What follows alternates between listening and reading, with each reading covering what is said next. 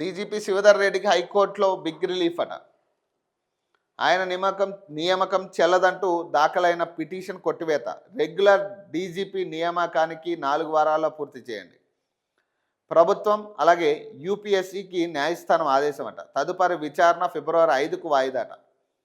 రాష్ట్ర డీజీపీ శివధర్ రెడ్డి నియామకాన్ని రద్దు చేయాలంటూ దాఖలైన మధ్యంతర పిటిషన్ను కొట్టివేస్తూ హైకోర్టు ఆదేశాలు జారీ చేసింది. దీంతో శివధర్ రెడ్డికి న్యాయస్థానంలో భారీ ఊరట లభించింది.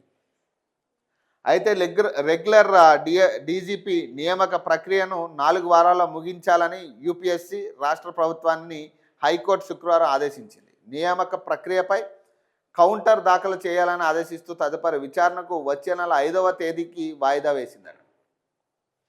ప్రభుత్వ తరపున అడ్వకేట్ జనరల్ సుదర్శన్ రెడ్డి వాదనలు వినిపించారు.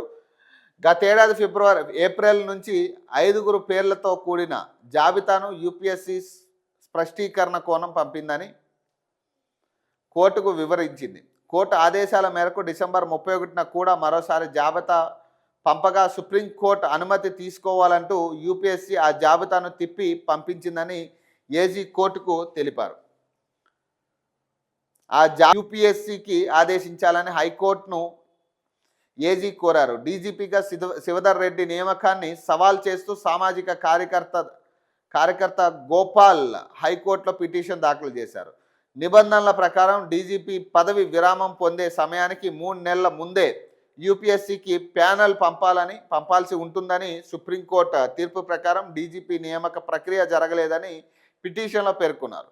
శివధర్ రెడ్డిని నియమిస్తూ జారీ చేసిన జీవోను రద్దు చేయాలని హైకోర్టును అభ్యర్థించగా విచారించిన న్యాయస్థానం పిటిషన్ను కొట్టివేసిందట.